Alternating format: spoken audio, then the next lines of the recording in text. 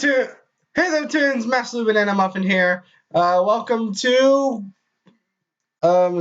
somewhat of an unboxing. We finally got the package.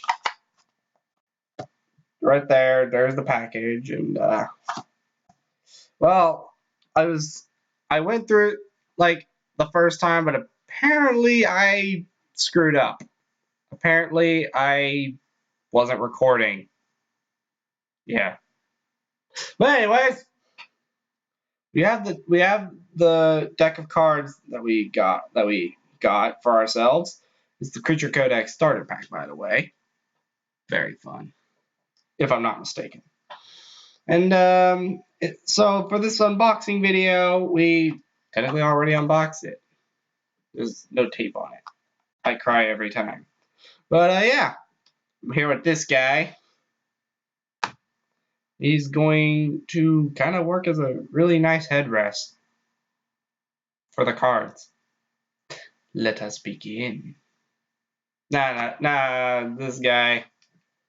Well, this guy, he likes to watch. I think. He's probably gonna kill me, but whatever. I mean, we came to an agreement that I wouldn't throw him for this video, so screw it. Alright, so, first off, we have the back of the cards. Kind of simple, but it still works. And, let me see.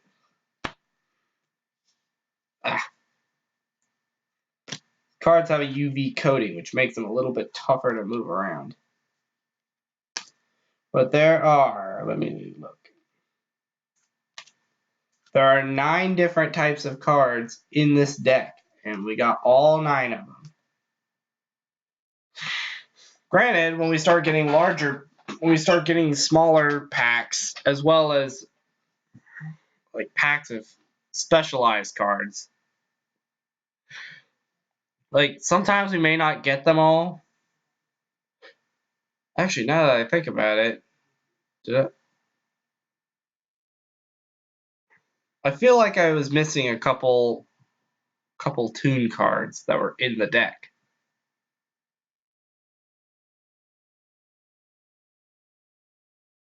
Possibly. But yeah, I'm going to show off each individual card and read it off, because why not? You're here anyway, so let's do it. Alright, so first off, we have Volatile Volcano. This card is an idea I had back when I was into that big modding gig, where I just modded a crap ton of Source, copies of Source anyway, for like TTR, Toontown, Stride, and similar. Now, Volatile Volcano is a Pyro type, hence the red background. Apparently I'm a Pyro. Anyway, when played, choose a Pyro. It does a bonus attack. While active, Pyros gain 3 strength and Aquatics lose 2 strength. Because why not? Alright, got that one done. Alright, this one is the base. It's literally a fish that falls from the sky and blows up everything within a 12-mile radius. Usually just cogs. And actually, I'm not saying usually because it can hit tunes too. No, it doesn't do that. But instead, it it destroys stuff that is very problematic. But anyway, it's an instant trap, and it's aquatic. When played, destroy all cog types on the field. That's pretty amazing. I did get quite a few cold collars, now that I think about it. Next card, Pyro, and it's a Megalith.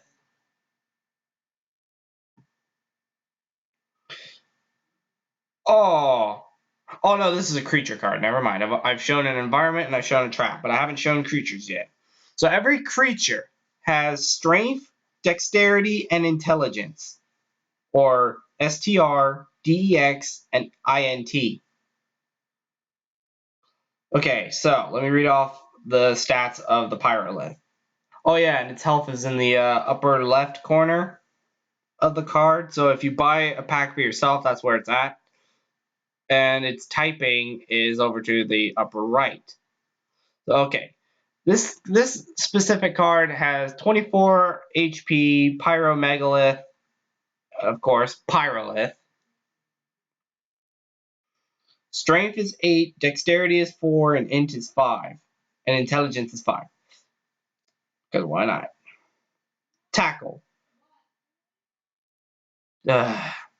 Tackle deals 3/4 of your strength as damage. If this unit is ignited, this attack gains 2 damage. Special. Fireball deals 5 damage and affects target with burn for 1 turn. Now, when I was doing this the first time, I showed off the entire deck, and I said what burn was. Now, a lot of my more modern cards don't really specify what the effect is, but it still deals the bonus damage regardless. So, burn in this case is like it's 2 damage per turn. And yeah, it can vary. It does say that it varies on the rules page that I wrote up. Apparently, I can't get it to. I can't make it as a downloadable file. So if you buy the pack, you're also gonna have to put up that website and print out the page. But anyway, or print out the like 2 or 3 pages of rules. It's not really that complicated. Seriously, it's not. But anyway, Fireball deals 5 damage, affects target with burn for 1 turn. Ahem. Flamethrower deals 3 damage to all enemies and ignites this unit. Now, when there's a card that ignites itself, when there's a card that has an effect, like Ignite in this case, usually there's an attack that gains damage that is usually tied to that. And if you use Flamethrower, the attack gains 2 damage for your basic attack. And there was supposed to be cooldowns, but apparently I didn't do those. So Pyrolith is one of the rare cards that you don't have any cooldowns. Yay! So the passive effect is Flame Body. Attackers will take 2 damage if they attack this unit. Pretty reasonable. I mean, he is on fire. You don't really play with fire or else you get burned. Oh, of course. One of my very first cards has a cooldown. Alright, let me read it off. 10 HP, Squeebo. Okay, so real quick, I'm going to show you the front. It is a brown background, but there's actually another shade of brown that's used later on. Can't really tell you too much about that, though, or it's going to get ugly. But anyway, this brown background is used for ground types. Let me quote that. Ground types. Anyway, bam. So this is 10 HP Squeebo. And of course, it's a basic Squeebo. Strength is 5, Dexterity is 8, and Intelligence is 4. Its basic attack is Tackle. Deals your strength as damage. Mud Splatter. Deals 2/5 of your strength as damage to all enemies. And it has a 2-turn cooldown. Which is unusual because this is like one of the first cards I've ever made. Apparently the Pyrolith was after that, and it still did not get a cooldown. Why the hell not? Special, Mud Splatter. Deals 2/5 of your strength as damage to all enemies. Wait, I already did that one. I mentioned the cooldown, didn't I? Alright. And finally, the passive effect. Yeah, Pyrolith has a passive effect. Pyrolith's passive effect was Flame Body, and Squeebo's passive effect is Burrow.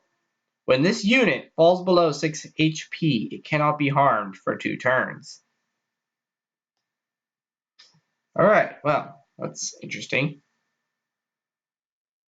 Now, this one is is a dark type. It has a black background and therefore it has white text. Mildly easier to read. Just going to throw that out there. 15 HP, it's a dark type. Dark types have the black background because why not? Because that's how darkness goes. So the Ghost Zog. The Ghost Zog is actually an underling of this race I came up with called the Zogs. It was like kind of like a add-on to the Cogs. That was like it was going to be part of a mod later on, but never got around to it. Poop. But anyway, Ghost Zog. Strength is 6, Dexterity is 5, and its Intelligence is only 2. Now, its basic attack is, well, attack. Deals 2/3 of your strength plus 1/5 of your dexterity as damage. So if I'm doing this right, it's only about 5 damage. It will significantly increase though if you start powering it up like crazy. Special. Its special attack is Haunt. Keep in mind that some have a bunch of specials and no passive, or they'll have like a couple passives and maybe one special. So yeah. Anyway, Haunt. It deals 2 damage and affects target with Seal for 2 turns and has a 3-turn cooldown. The thing about Seal. Seal means like for however long it takes effect, you can't use your special attacks. You can only use your basic. Its passive effect is Zog Underling. If Star Zog or Ring Zog are active, and keep in mind these appear in later expansion packs, and actually the Ring Zog doesn't appear until much, much later, along with what might be the leader of the Zogs. Anyway, Zog Underling. If Star Zog or Ring Zog are active, they gain 1 strength if this unit is hurt. And it's like a one-time effect. Alright, now, the Scourge. This is a cold caller. When I first made this template, it's a gray background, by the way. I was originally intending it to only mean cogs, but then apparently I forgot about a couple other ideas I had. But anyway, this cog, it was originally called the cog template, but now it's just called the metal template because I had to have some way to explain other cards that will appear later on. Anyway, 14 HP, Cellbot, Cold Collar. Strength is 5, Dexterity is 4, and Intelligence is 5. Its basic attack, deals 3/5 of your strength as damage. Its special attack is Hot Air, deals 2/5 of your strength as damage and applies Burn for 1 turn. 2-turn cooldown. Now this one gets increasingly dangerous as you play more Cellbots, because Cellbot Synergy is its passive effect, and here's what it does. For each Cellbot on the field, gain 1 strength. Keep in mind that the basic attack does the most damage thus far. There might be more variations of Cold Collar in the future. But anyway, let's keep moving. Okay, so this one is another cog one. Polluting Factory. Let me put it up close so you can see it. It's basically like a factory. So, it is a cog card. Another gray background. Polluting Factory. When it's played, you destroy an active environment. Now, this will work with pretty much any environment you can come up with. And while it's active, cogs gain 3 strength. Now there is a bit of a grammar error because I just now realized it says cogs gains 3 STR. Screw it. That was unintentional, but it still happened. Anyway. Yeah, and polluting factory can even destroy itself. Just gonna throw that out there. Okay, next up we have the Federal Bureau of Squeebos. Now this was an idea that kind of corresponds to like how the FBI is, but anyway, when you play this card, you draw a card, and while it's active, Squeebos will heal for like 2 health every 2 turns.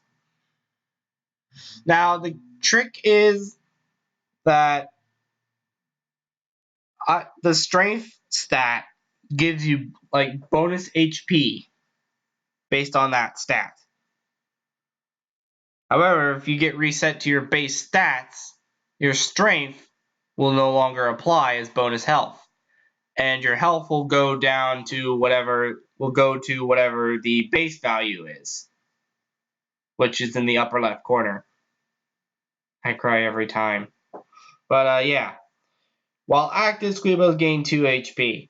Now, the Federal Bureau of Squeebos card, the way the grammar goes, it looks like you can gain 2 HP and then like eventually you go over, but no, it doesn't actually do that. It just heals you for 2 HP every 2 turns.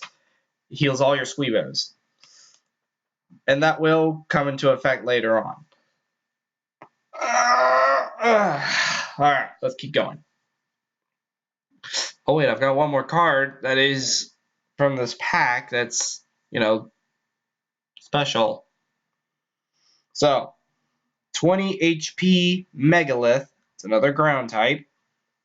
The Microlith. Look at that. Look at that tiny thing. The Microlith has 9 strength. 3 dexterity, and 4 intelligence. Its basic ability is tackle, and it deals half of your strength as damage. That's decent. Oh yeah, speaking of which, if you have like strength that can't be divided evenly, like if it goes into the decimals, you just round whichever way it goes. And yeah. So for this particular case, you'd be doing 5 damage instead of 4. Because why not? But yeah, anyway. Its special attack is a laser beam that deals damage based on intelligence and 1/3 of your strength. So basically, this attack would do about 7 damage, and it has a 2-turn cooldown. Finally, the passive effect for Microlith is Rocky Shell. Attacks against this unit deal 2 less damage. And for some enemies later on, for some characters later on, that is very bad.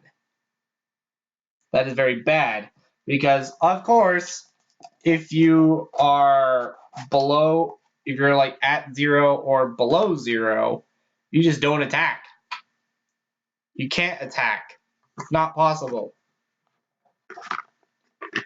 It's not possible because, well, you have no strength. But yeah, that's Creature Codex. I'm going to be probably using the box for, I'll probably be using the box later on.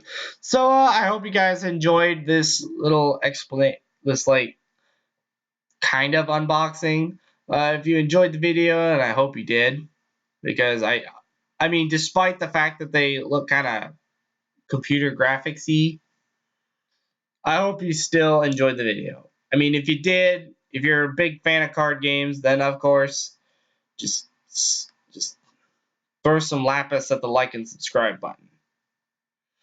Because why not? It's Lapis. I can go for some Lapis right now. I am a blue doggy. Bye!